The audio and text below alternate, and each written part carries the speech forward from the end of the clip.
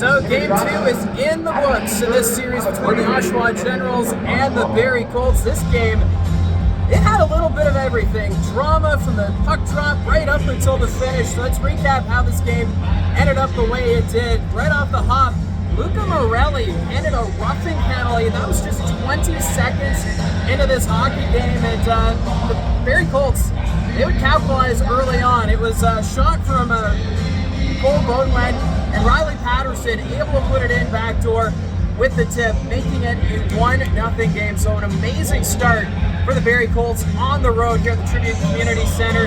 And really from the start of this game, the Oshawa Generals, very feisty in this one, playing the physical game, getting up in the faces of the Colt players, rushing the defense on the forecheck, and not giving the Barrie Colts much time to work with. So that seemed to be the game plan tonight for Oshawa, and they were down early in this one. And also to note, Luca D'Amato, all over the ice for the Oshawa Generals. I know he's a defenseman, but man, he's great in the offensive end, creating the chances. He's moving the puck quickly. He's throwing the body. So I just wanted to note, Luca D'Amato, great first period. After that, Evan Passmore delivered a big hit. He took out Owen Griffin. As a result, the two players dropped the gloves.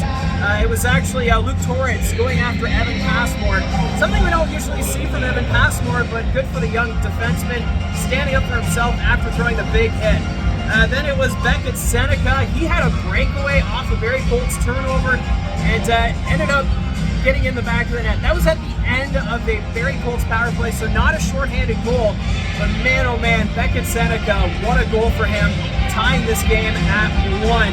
After that, there was a takeaway at center ice, and Seneca, great drop pass to Dylan Robrick, and that would make it a 2-1 score. Two quick goals there for Oshawa in the first period, making it a 2-1 hockey game.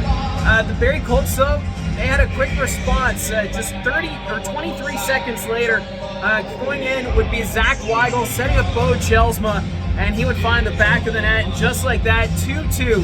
As this game just kept going back and forth. It might be a 1 versus 8 matchup in the first round, but there's a lot of excitement in this series. After that, Jelsma then blocked a Zachary Sandu point shot. Jelsma hobbling, had a hard time putting weight on his feet.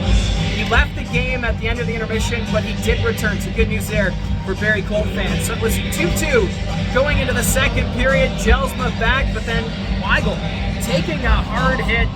He was a little slow to get up after that. It was a check from behind from David Betkowski. Patterson, though, he would drop the gloves, and it was just mayhem there at the start of the second period, so still 2-2 at that point. Then it was a 5-on-3 situation for the Barrie Colts, and what a penalty kill from the Oshawa Generals. They got the job done.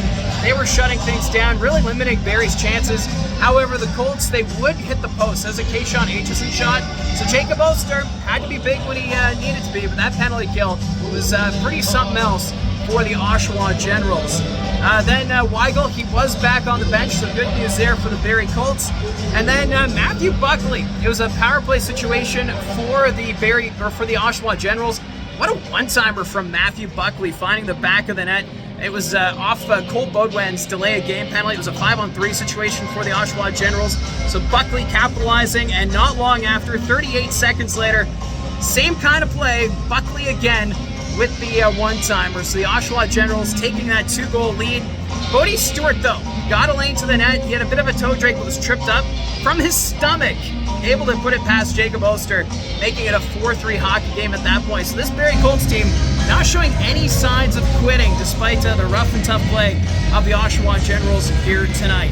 Hillebrand, though, right at the end of the second period, made a huge pad save and kept it 4-3 at the end of 2 periods. In the third period, Evan Passmore looked like he took a high sticking penalty. The officials said it was going to be a 4-minute double minor, but they took a review, and what they determined was there was no penalty on the play. In fact, it was the follow-through is what they determined. So the Barrie Colts dodging a big bullet there, so they avoid going on the penalty kill at that point. And with that in mind, it was a 4-on-4 situation not long after. Going to the box was Blair Scott for the hold, and Connor Lockhart for embellishment. He plays here at the Tribute Community Center, erupted. The fans in the crowd not pleased. A bit of a questionable call on the officials, but it ends up being a 4-on-4 situation. And with that in mind, Cole Baudouin would set up Riley Patterson on the 4-on-4 and would tie the game at 4. So the fans here, they were pretty grumpy, and as were the Oshawa Generals. So 4-4 at that point. Then Sandu taking a shot to the net. It bounced a couple of times, and Luke Torrance bats it out in the air, gets it past Sam Hillebrand, putting the Oshawa Generals up 5-4. This game had everything. It was a great game for both sides, right down to the wire. Then Seneca taking a roughing penalty in the final minute, 38 seconds left in the hockey game. Barrie Colts pulled the goaltender, so it was a 6-on-4. They put everyone to the net, and it looked like Carter Lowe tied the game with 9 seconds left in the game. But it was another review, and it was a lengthy one, and what they determined is that the whistle went before the puck crossed the line. So the Barrie Colts that close to tying it to force overtime, so it ended up being a 5-4 final for the Oshawa Generals. So they take game 2, tying the series at 1. What a series do we have here. Shots in that game favoring Oshawa, 37-28. Your 3 stars, Beckett Seneca, 3rd star, goal and assist. Riley Patterson, 2nd star from the Barrie Colts. He had 2 goals tonight. And then Matthew Buckley, 2 goals for himself as he was named the 1st star. So that's how this game went. It was an exciting one. I can't wait to get game 3 underway back at the Saddlein Arena. That's going to be Tuesday night. And puck drop is at 7 o'clock. Gene and I will have the call on Rogers TV. And if this game is any indication, we are in for more drama as this series continues. So let me know in the comments section down below your thoughts on tonight's game, or should I say this afternoon's game, as it was a 1 o'clock puck drop. A little strange timing, but still a lot of fun at the Tribute Community Center. So remember to hit like and subscribe. I'll talk to you Tuesday night.